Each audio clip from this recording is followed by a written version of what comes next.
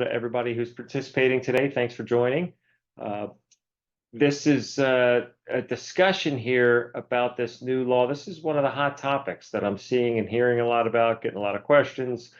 There's a lot of there's a lot of commentary on this non-compete rule that I've seen right after the rule was voted on by the FTC and passed.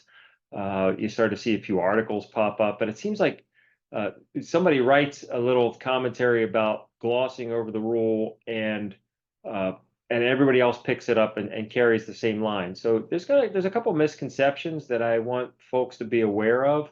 If you actually go and you read the materials from the final rule issuance and the publication in the Federal Register, it's over 500 pages. So folks didn't take all that material and digest it and produce these AI-driven articles in a day or so.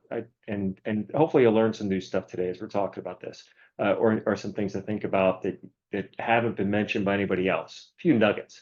Here's the agenda of what we're going to talk about. I'll give you a little background on how we got here. I'm going to go through the rule in detail and show you the definitions, what the rule prohibits. Then we'll talk about some exceptions, some that are located in the rule, some that are in the commentary, some things that are excluded and by implication, therefore not included within the coverage of the rule. Some jurisdictional issues. This is where it gets really interesting, especially when it applies to healthcare entities and some other entities that are tax exempt and may or may not be subject to the rule. And then some additional questions this raises. We'll talk about the legal challenges that are out there and do some time for Q&A. So how did we get here? About a year ago, there was a proposed rule, and that proposed rule was preceded by a few FTC actions, which was they themselves were preceded by statements from the president in an executive order, where he actually had suggested or requested the FTC take a look at this. So the timeline here, you've got a 2021 executive order where we were talking about worker mobility.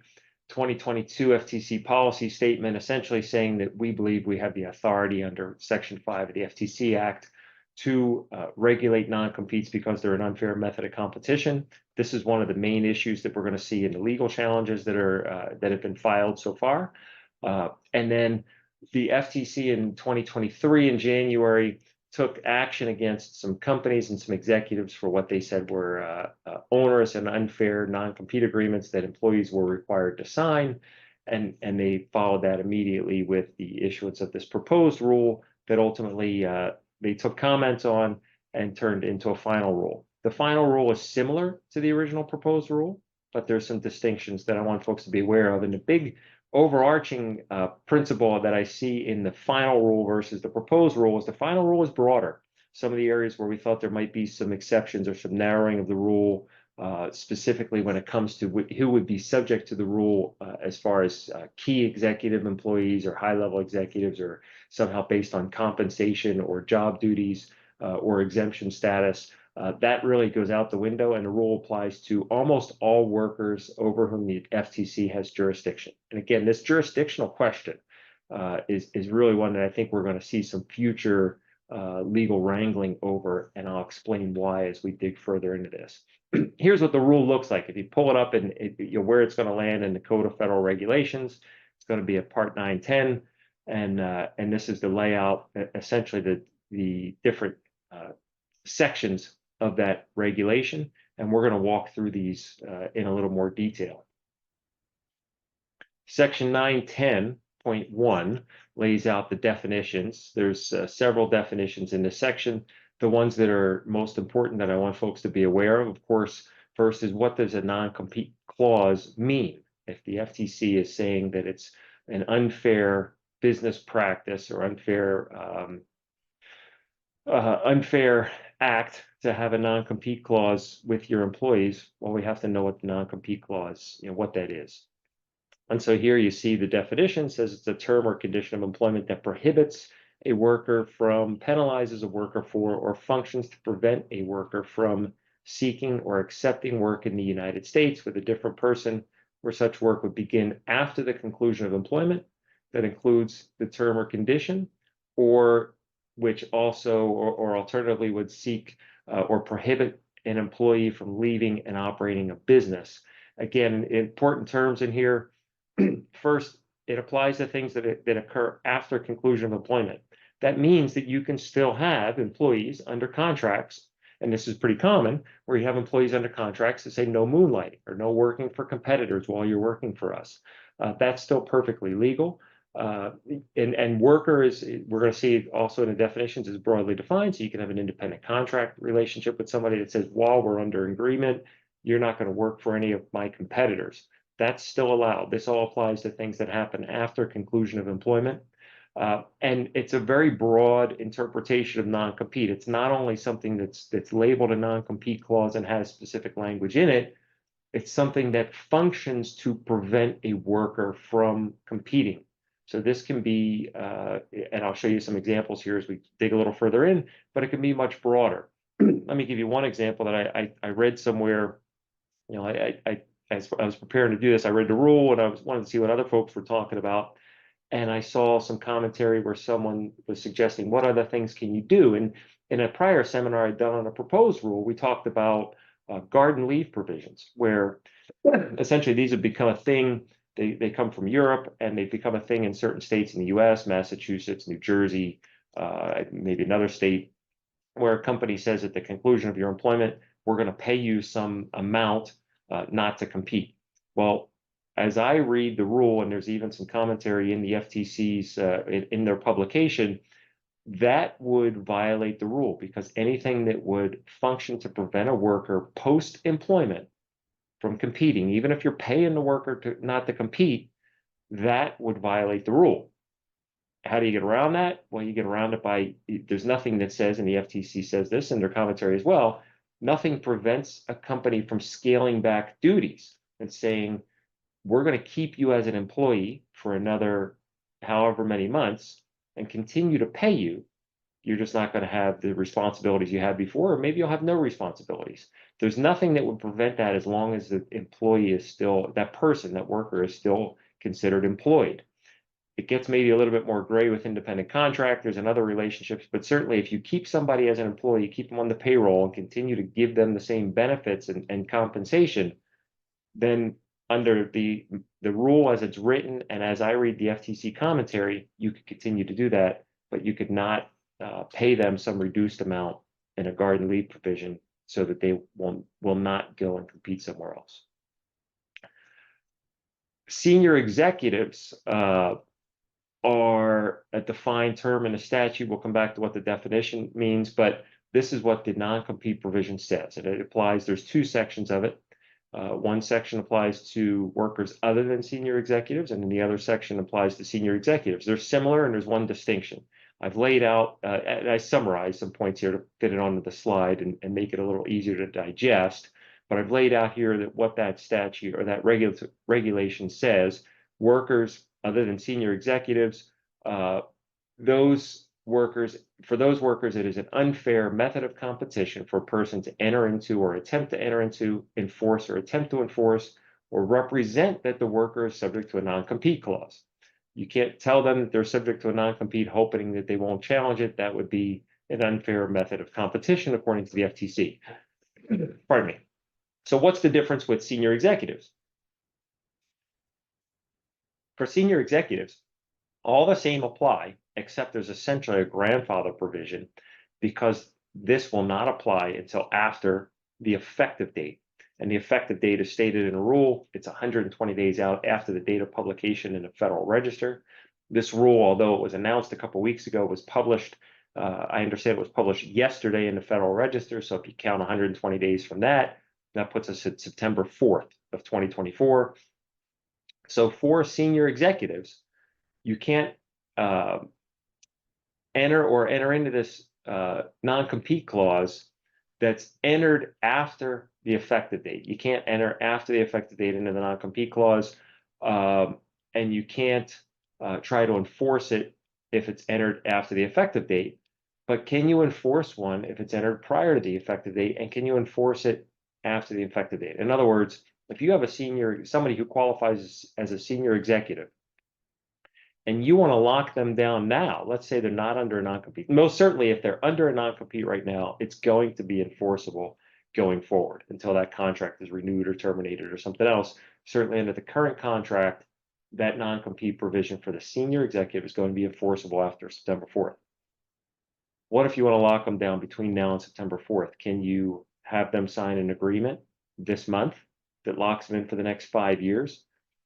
As I read the rule, I think you can. As long as it's not entered after the effective date, you can go ahead and have them sign and lock them into that provision. But who is a senior executive? And by the way, I think that this subsection Romanet 1 maybe calls that into question a little bit, but I think you're on safe ground if you want to do that. Of course, you want to get legal advice. This is not legal advice. This is just Eric's interpretation of the rule. If you want to do that, certainly you want to dig into that a little bit further. But we want to know who's a senior executive under the rule.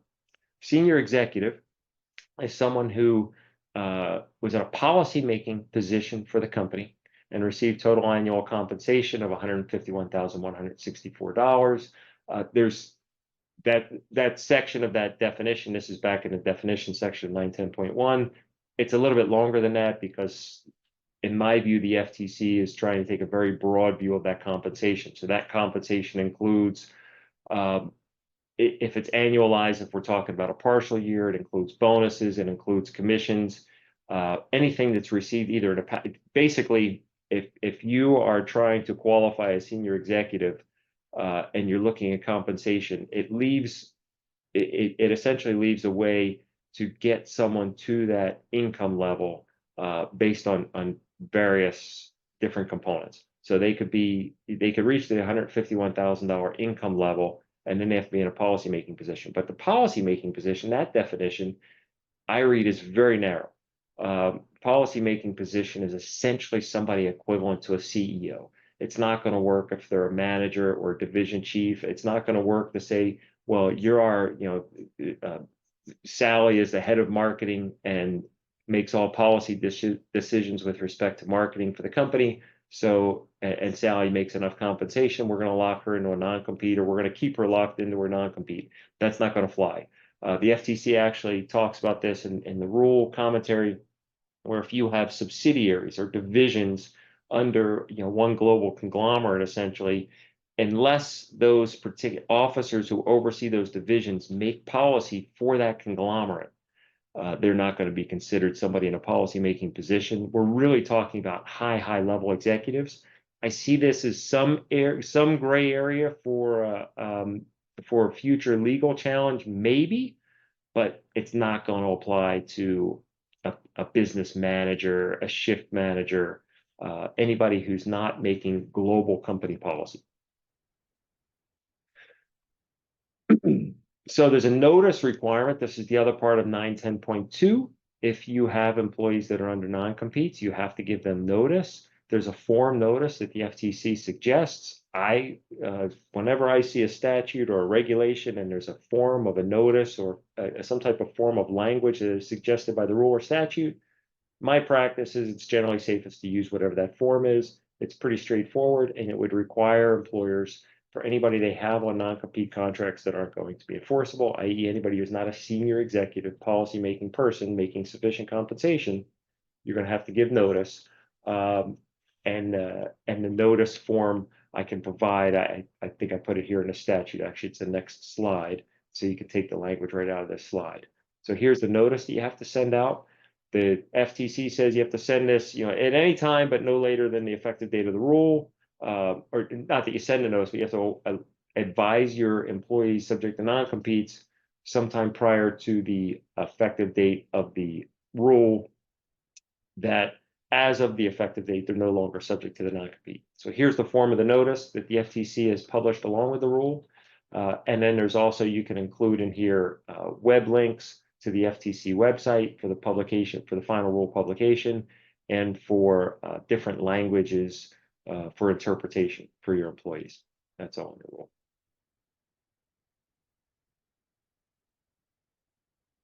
All right, so what are the exceptions to the rule? Stated exceptions in the rule are under 910.3, bona fide sale of a business. This is actually broader than what was the proposed rule. In the proposed rule, the bona fide sale of business exception applied only to someone who had a 25% or greater ownership in that business. The FTC has done away with that language, and it just applies for bona fide sale of a business. What does that mean? Essentially, anybody who, especially if you sell a services business, if you sell a law firm, if you sell um, and lawyers actually go by a little bit different rules, but accounting firm, if you sell anything that, any type of business, but generally it often applies most to one that provides services. Whoever the buyer is not going to want to compete against the person they just bought the business from, because you have the relationship with the clients, with the patients, with the customers. And so you could be subject to a non-compete. Those non-compete provisions are actually broader than what's generally allowed in connection with employment, where in Florida and some other states, the typical outside length of time for employment-related non-competes is 2 years. In Florida, what our statutes say is that anything over 2 years is presumptively unreasonably long. Anything less than a year is presumptively reasonable, and then there's some gray area in between. So you usually don't see these written for more than 2 years. In connection with the sale of a business, generally we go out to 5 years. Delaware, a lot of asset purchase agreements and merger agreements, acquisition transactions are subject to Delaware law or have agreements subject to Delaware law. Delaware allows 5 years, and it's a pretty broad protection for the buyer of the business to protect the business from the prior owner to compete against them. Makes a lot of sense. Existing causes of action. If you've got a lawsuit ongoing right now over non-compete, this will not affect it. Now, of course, can you use this as an argument to say that the non-compete's unfair or make other arguments? Sure, nothing prevents you from doing that in any circumstances, and this may in fact help, but the rule does not apply to have any effect on non-competes that are already the subject of litigation, which I think is interesting, but I suppose the FTC doesn't want to be in the business of changing the course of litigation while it's going on. And then the last one is, if you have a good faith basis to believe the rule is inapplicable, then it may not that it won't apply, but you may not be subject to penalty from the FTC. I would be very careful with this, especially when it comes to, as I mentioned earlier, some of the assumed exemptions and entities that are not subject to FTC jurisdiction under Section 5 of the FTC Act, and thus not subject to the rule. I would be very careful with this last exception, because even if you have a good faith basis to believe it's inapplicable, in a legal challenge, you could still lose. Eric, we have a question, just Yeah. based on the slide. Why are nonprofit organizations exempt? All right, I'm going to cover that because that's, I think, one of the key pieces to look at. I've got a few slides a little bit later, so stand by, hold that question if you would, because I want to definitely spend some time on that, and it may actually be worth doing an entire follow-up seminar on that topic. That's how in-depth that is. Great question. I will cover it, I promise. Let me finish going through just the statute relation to state laws. Essentially, what folks should know, and I know there's probably some lawyers and some other folks advising clients on this, this rule presents a floor, not a ceiling. If you have more stringent state laws, if you're in a place like California that completely, or North Dakota that prohibits non-competes, that's still going to apply. But if you are in a place like Florida, who very liberally enforces non-competes, then the rule is going to tighten up those limitations, tighten up the limitations. So it's a floor, not a ceiling. The severability clause that was included in here, you see severability clauses in contracts often, and this essentially says that if there's anything about the rule that is found to be illegal or is stayed for pending further agency action, the rest of the rule will apply. I highlighted and bolded that specific language. I thought it was interesting because there are several legal challenges, and there's now people are commenting on whether or not these legal challenges are going to prevent this rule from going into effect. I think it will depend on a case-by-case basis. Based on this severability provision in the regulation, courts can say, well, I don't like this particular part of the statute, maybe the application to certain fields or certain businesses or certain industries, but we're not going to strike the entire rule based on one sliver being held invalid or being held in question by a court. All right, so that's a walk through the regulation. It's pretty straightforward. If anybody, for the lawyers, I have a copy, marked up and highlighted. It's only a few pages. It's not very long. There's some other definitions in there to take a look at, but the regulation itself is pretty simple.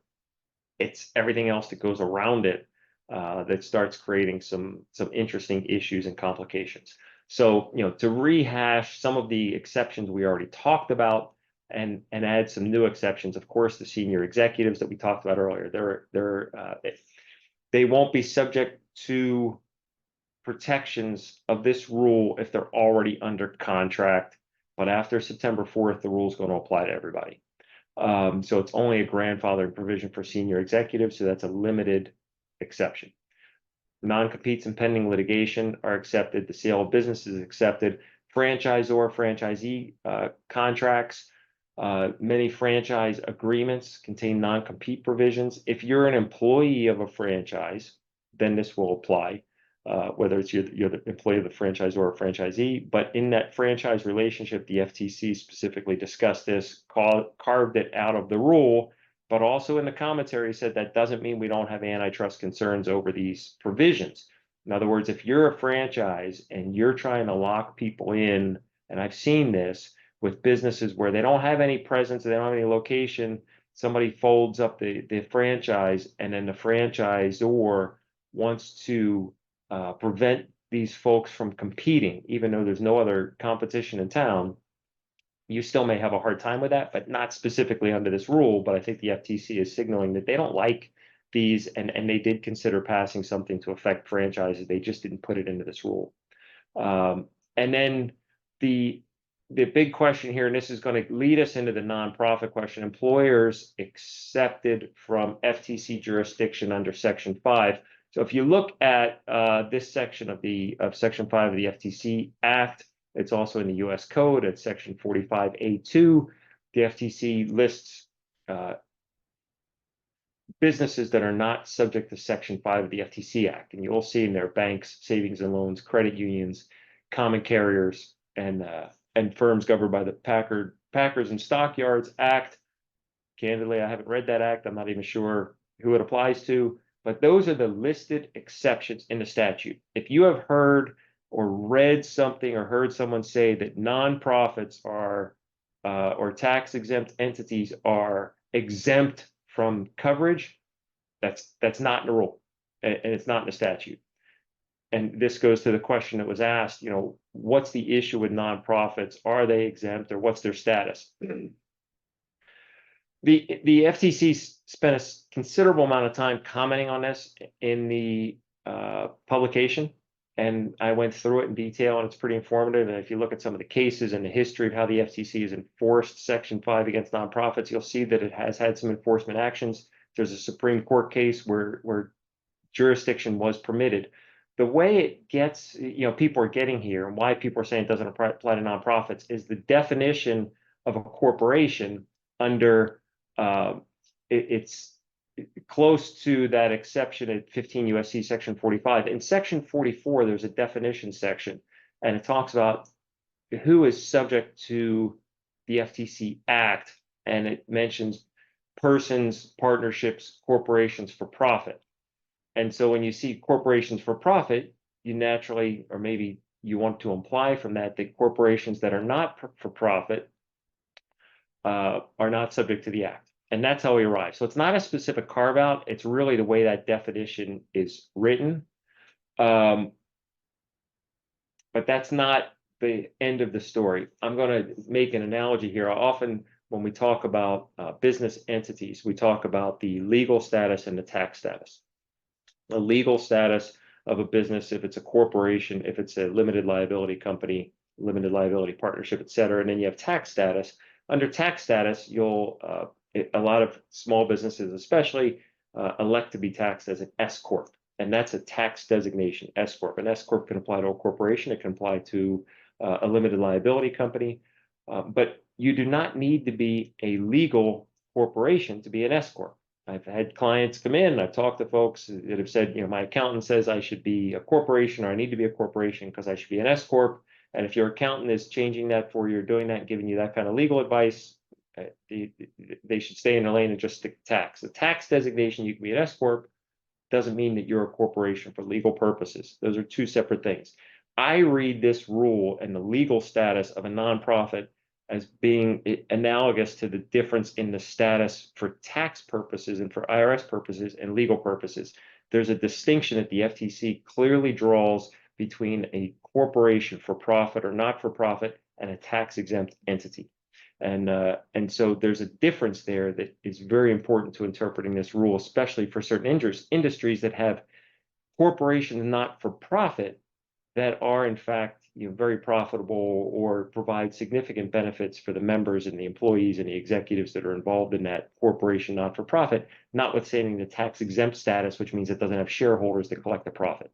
One final thing here, and I'll talk about these two agreements that do not function post-termination to prevent workers from accepting employment or starting a business. So I'm going to give you some examples of what that means, but essentially you can have, as your part of your exceptions, you can have other things like non-solicitation agreements and confidentiality and non-disclosure agreements. As long as they don't function to prevent somebody from taking employment, you can lock down information, lock down relationships, and do it in other ways. And that's what the FTC is saying here.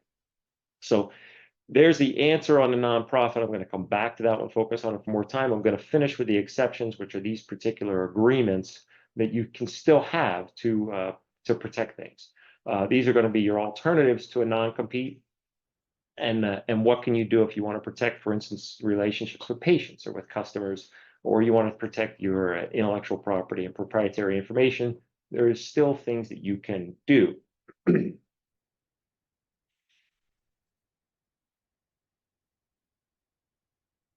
Confidentiality and non-disclosure agreement. These are okay. You can have an agreement that says that you're going to be provided with confidential material. You're going to have access to our trade secrets and our resources, and you won't share those with anyone else.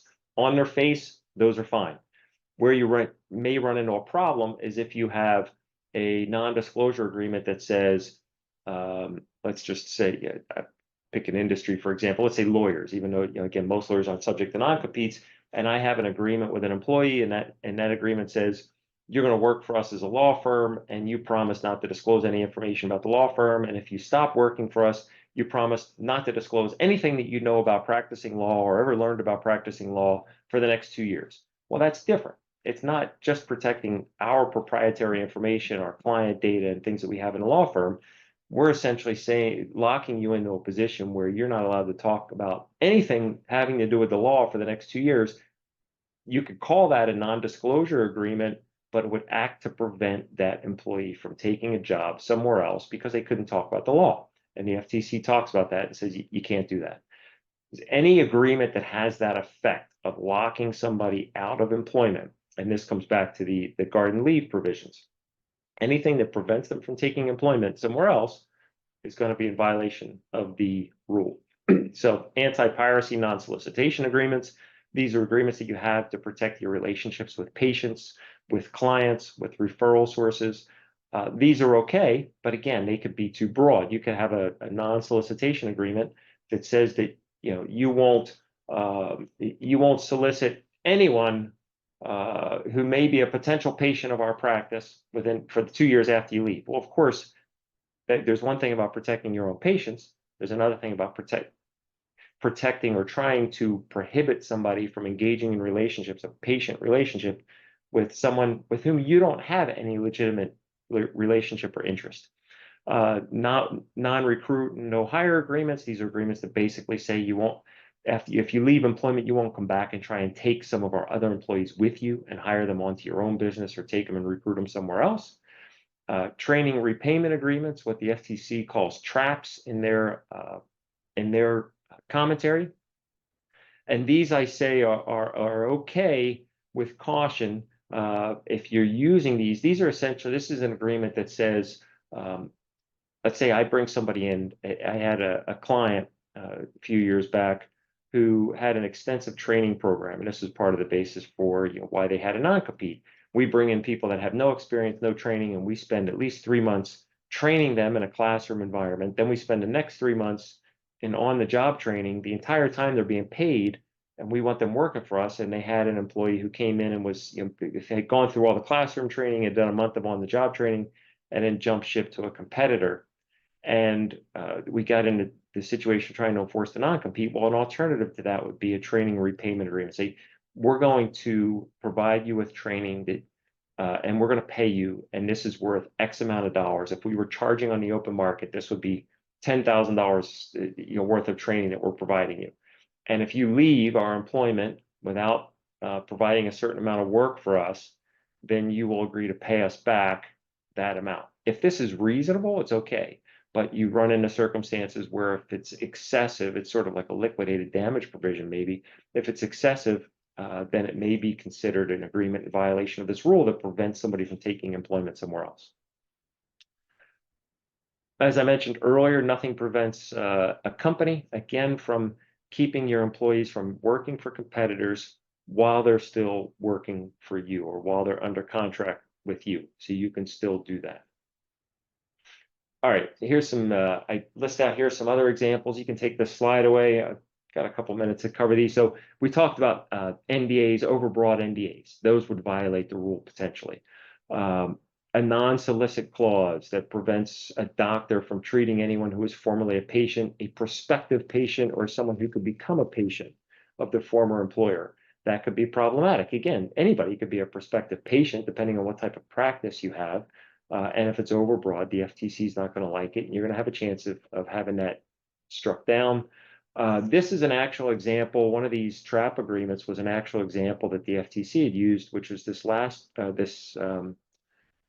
this second, actually, I think both of these last two, where this training repayment agreement required nurses to work for 3 years or else repay all they earned, plus pay the company future profits, attorney's fees, arbitration costs, et cetera. And the FTC said that's so onerous that prohibits prevents it, operates, go back to the language of the statute, or the regulation, pardon me, it's not a statute, it's a regulation. Go back to the language of the regulation. If it operates to prevent or prohibit the employee from going somewhere else for work post-employment, then it's going to be considered a non-compete agreement and violate the rule. All right, so we're going to move into the next section here, which are some legal challenges. And I'll give you a few of the cases that are ongoing right now, plus an old case that will become of interest, I think, as we move forward on this. But here's the primary arguments that are being raised. I've summarized these. They all essentially take this form. The FTC discusses some of these, and in fact, the vote was 3-2, and two of the commissioners who voted against made some dissenting comments and said this is the reason why they don't think the FTC can do this. A lot of it comes down to whether the FTC has authority to pass a rule like this. And there's technical arguments that I've listed out here. As far as the authority, the FTC spends a lot of time in the rule talking about its authority and responding to these arguments. Really, I think trying to cover its bases over this 570-page document and explaining why it has authority and has traditionally exercised authority over unfair methods of competition and regulated that environment. And simply by issuing this rule, it's coming out and stating, we believe that non-competes are a form of unfair competition that we have a right to regulate, and that's why we're issuing this rule and banning it. That brings me back to one of the points we talked about earlier, which is if you're involved in current litigation and one of your arguments is that you have an unconscionable or unfair non-compete agreement that a court should not enforce or that a court should scale back. If the FTC's justification for passing this rule is, hey, we're not changing anything. We believe these non-compete agreements are unfair and anti-competitive and that they should be banned in totality as the rule states. And we believe this is within our existing authority under the FTC Act. So we're not really doing anything new here. We're just issuing some clarification. I would expect that's the argument that you'll hear in these legal cases. The FTC isn't branching out in a new area of law. They're not trying to pass new laws. They're essentially saying we have authority under this statutory regime in the FTC Act to regulate unfair methods of competition, and we believe these are unfair. Well, if that's the case, why can't you take that argument and use that same analogy in your ongoing litigation, even though there's a specific carve out for this rule? It might be helpful. Again, it may depend on the judge. Usually this is a determination that's going to be made by a judge, not a jury. And it may be a helpful argument to make if you're in that position. So next issue that's raised is this major questions doctrine. I suggest if you're really into this, if you have questions about the enforcement, you want to learn more about this, read the FTC language on the major questions doctrine. If you want to get a copy of it, email me. I can send you a copy. Mine's marked up with, I put highlights and bookmarks for specific things in the document. But the major questions doctrine essentially says that where there's a major issue and there's not clear congressional authorization, then the agency should not exercise its authority to purport to regulate that area that it really doesn't have it doesn't have jurisdiction to regulate. Another argument is that this is a impermissible delegation of legislative authority. In other words, this ban of non-competes is a regulation by the FTC. It's not statutory. It was not issued and voted on and passed by the legislature. It's not a congressional act. It's not a statute. And something like this should be a statute. It's only a rule, and the FTC overstepped its authority by trying to pass what really is a statute that bans non-competes completely. And then there's another argument here that the rule's inconsistent with the FTC Act because the non-compete agreements are not categorically unlawful. Retroactive invalidation of non-competes raises Fifth Amendment concerns. This was raised in one of the cases. Fifth Amendment requires our constitutional amendment that requires due process, and that certain companies that have non-competes in place are now being told that those non-competes are not enforceable, and they have not been provided with due process notice and an opportunity to be heard on the issue. I'll be interested to see if that goes anywhere. Regulations are passed all the time that have similar effects. The FTC did have an open question and answer period for a lengthy amount of time last year, which was actually extended. But again, it's a constitutional argument. It's an interesting one that they've raised. The rule is arbitrary and capricious. I'm not sure that's going to go anywhere. And then there's also this preservation a couple of these cases were filed in Texas for reasons that should be pretty obvious. The vote, I believe the vote with the FTC commissioners 3-2, 3 Democrats, 2 Republicans, 3 that voted for, 2 that voted against. So challenges filed in Texas. But in the Fifth Federal Circuit, this argument that the structure of the FTC is unconstitutional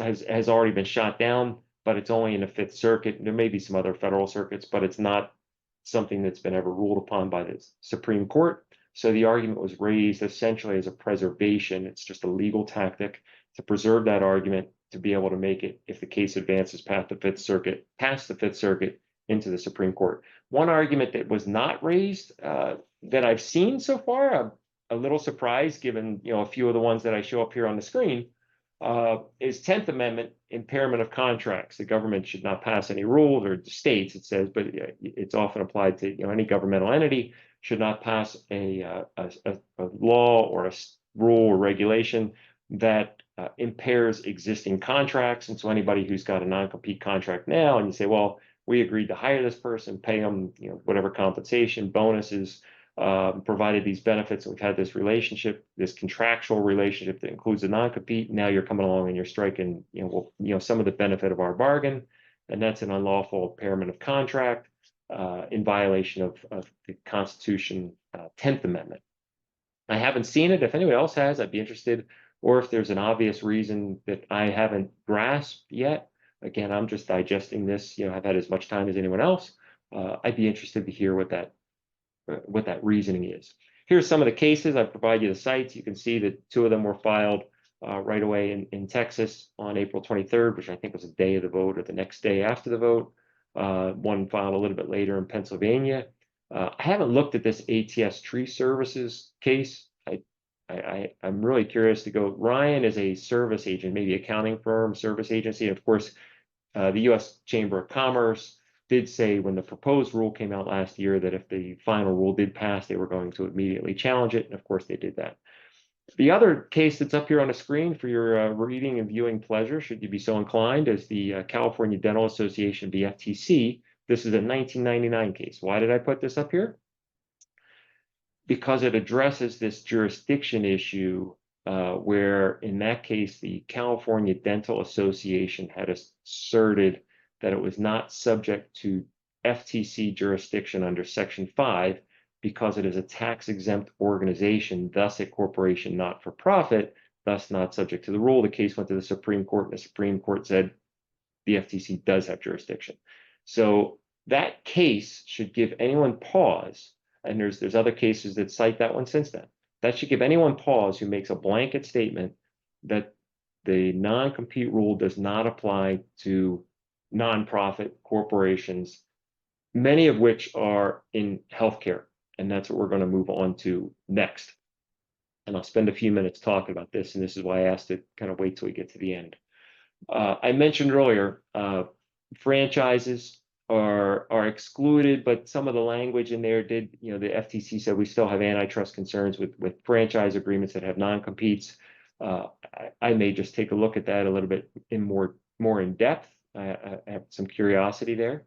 And then in the healthcare industry, as many folks, I deal with a lot of healthcare in my practice, represent a lot of healthcare providers. This nonprofit question comes up because in healthcare, almost half of all U.S. hospitals are nonprofit health systems. There's other ones that are governmentally owned, and then there's private for-profit health centers. In Florida, of course, we know one of the biggest hospital systems in the country is a not-for-profit organization, but I think many would argue that it generates a lot of profits and a lot of benefits for the executives that sit on its board, for folks that are employed by that organization, for other members that receive some type of financial benefit remuneration. It's not just a public benefit. There are many folks who privately benefit from these not-for-profit organizations. Even though they're tax-exempt entities under the IRS, they do in fact draw profits. The case I mentioned earlier, that California Dental Association case, that's worth reading if you want to see the FTC's explanation on this. I also want to, this is where I'll turn a little bit to the language in the opinion that the FTC, or not opinion, but this position paper, essentially, this publication of the rule and all the commentary. When the FTC is talking about nonprofits, it says many of the comments about nonprofits erroneously assume the FTC's jurisdiction does not capture any entity claiming tax-exempt status as a nonprofit. And then the FTC goes from there to explain that there's a difference between, just because you have tax-exempt status does not mean that you are a not-for-profit or nonprofit corporation under the FTC statute definition, a statutory definition that's in 15 U.S.C. section 44 in the definitions section. So you need to read that section and read how sort of broad that is, and then compare that against the tax exempt status. And the FTC saying these are two different things. If an entity is tax exempt, that may be a factor, but we can look further. If an entity is not tax exempt, that would also be a factor that would suggest that we have authority. If it's tax exempt, we're going to dig deeper. And the FTC lays out what it says is a two-part test, and this comes from some of the cases. And that test is, one, a sufficient nexus between the activities that are alleged to be for a public purpose, for the nonprofit benefit. So a nexus between those activities and the alleged public purpose, and then how the proceeds that are generated from those activities benefit, whether they benefit public or private interests. And another way to look at this is the FTC says we're going to look at the source of the income, and we're going to look at the destination of the income. And that is going to be a factual inquiry that's going to determine whether or not the FTC has jurisdiction with under Section 5 and to enforce this rule. some other language to be aware of. That, here's one of the commissioners, Commissioner Slaughter, stating that if you claim nonprofit tax status, but you're really organized for the profit of your members, you're within our jurisdiction. Well, there's a lot of entities that are tax exempt, but have significant benefits for the member entities because they negotiate, for instance, again, in healthcare, they negotiate better contract rates. They negotiate better benefits on behalf of a group. In the case that I mentioned earlier, the CDA case, some of the language from the Supreme Court in that case said that there is no line drawing, a line drawing exercise in this case. However, where the CDA's contributions to the profits of its individual members are proximate and apparent through for-profit subsidiaries, the CDA provides advantageous insurance and preferential financing arrangements for its members. It engages in lobbying, litigation, marketing, public relations, all for the benefit of the members' interest. And the court there said there is no difficulty in concluding that the commission has jurisdiction over the CDA, the California Dental Association, in that case. So it pretty easily reached that conclusion in that case, and went further and said that the conclusion is consistent with holdings by a number of other courts, where the court then cites other cases where the FTC exercised jurisdiction over these supposed nonprofits. Here's a final point I want to leave you with. If you're in this situation, this is why I think it's worth maybe looking at some of these cases, looking at this language a little bit closer with regard to specifically healthcare, because again, there's a lot of tax-exempt organizations that I think are going to be considered for-profit organizations. But if you're in this situation, if you are advising, or if you're, let's say you're talking to somebody at a cocktail party and they're typical, I asked, my friend tells me this, and my friend knows a lawyer, or slept at a Holiday Inn Express last night, or something else of that notion. And that person says, well, you're a tax exempt entity, so you're not subject to the rule. You're not subject to the rule, therefore you don't have to worry about non-competes with your employees, and you continue to have them and try to enforce them. And you get into a legal spat with an employee, either because that employee wants to leave and files a declaratory relief action to declare the non-compete unenforceable, or you try to enforce it, and now you find yourself in a court battle. Based on this two-part test, that we're going to look to see if you're subject to the rule based on the source of your income and how you apply that income. Where does it come? How does it come in? And where does it go? And do the individuals running that tax-exempt organization receive benefit? What kind of benefit? For the lawyers out there, don't you think this makes all of this information potentially discoverable in a lawsuit? So do you want to be in a situation where you are now taking this approach that there is a blanket ban of enforcement of this rule? There's essentially, there's no enforcement of this rule against any tax-exempt entity.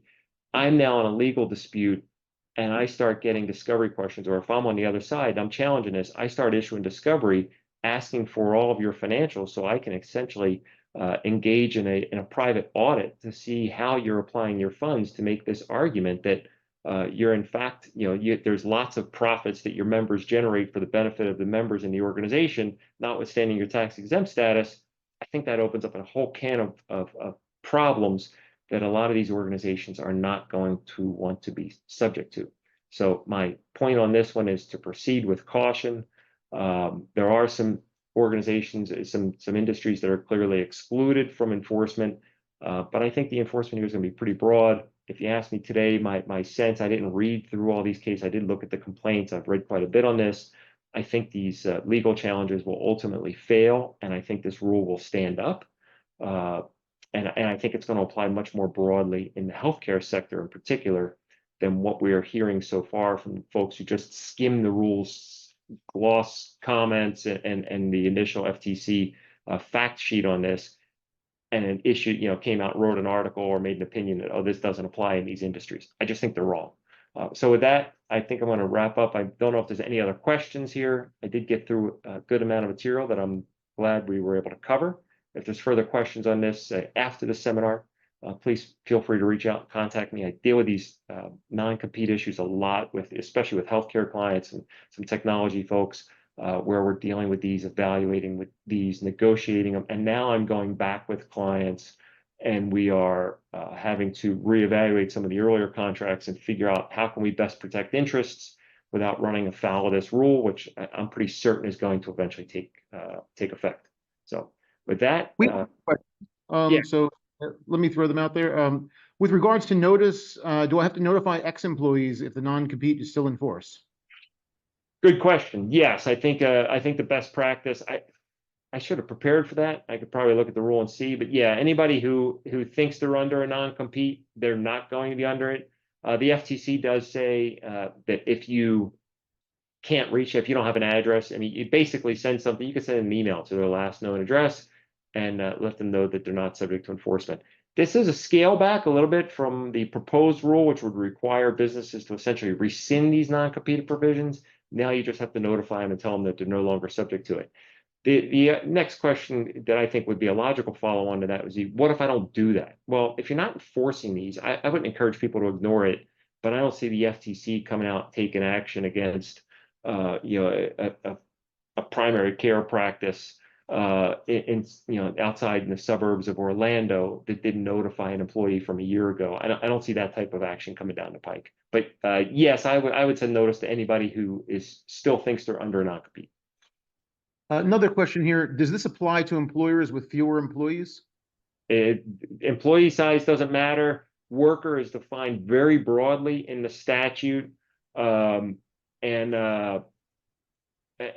fact, not only employees, but independent contractors. It's very broad, not only employees and independent contractors, but even broader than that, anybody else who worked for you. So yes, the answer would be yes to that. Can you skip through to the next slides? To the Yes, final. Sorry, yep, there we go. And then I have one more question here. I enjoyed the high-level review with clarification on non-competes, both during versus post-employment, who is senior executive, et cetera, and treatment with going forward, all versus NDAs, et cetera. Slide 17 says banks, S&Ls, et cetera, are exempt. Can you recap on what that means, both to the employer and the employee for a non-senior exec employee? Yes, in the FTC Act under 15 USC section 45, there is a statement in there that the FTC will not enforce that act, and this rule is essentially a regulation under the FTC Act that it won't enforce that act against. And it's certain, I'm not sure that it's all, because I'm not looking at it. So maybe, I would suggest maybe following up afterwards and I can actually pull the rule. But it says in there that banks, savings and loans, credit unions, these financial organizations are not subject to the act, and therefore they're not subject to the rule. Therefore, they wouldn't have to give notice to any employees. The employees can be locked in on non-competes. I think the reasoning of that goes to the fact that these financial organizations are separately regulated by other government authority and therefore not regulated by the FTC with respect, again, to Section 5, which is the unfair competition section. Hopefully that answers the question to some degree, but certainly if you want to follow up with me with an email after, that's a little bit more in depth and I can point you to the language in the statute. One more question here. Can you send their form modified to the state, subject, in quotes here, subject to stay or outcome of pending litigation? Can you send? So I'm guessing here the letter that you're sending out, mark it as subject to stay or outcome of pending litigation. I would not. If you want to wait and send the notice in a couple of months and wait and see what happens and see if, I would imagine if a court's going to stay enforcement of this in some fashion, we're going to see a ruling on that pretty fast. Like my view on notices that are in regulations and statutes is don't get cute, don't try to create your own, just follow the language. Because if you don't and you create some type of confusion and later you're having to answer for it in court, then you have to explain why you deviated. So my practice would not be to do that, but I could understand why some folks may be inclined to. I think it sends a mixed message. I think the better practice would be wait and see how these cases play out over the next 2 or 3 months.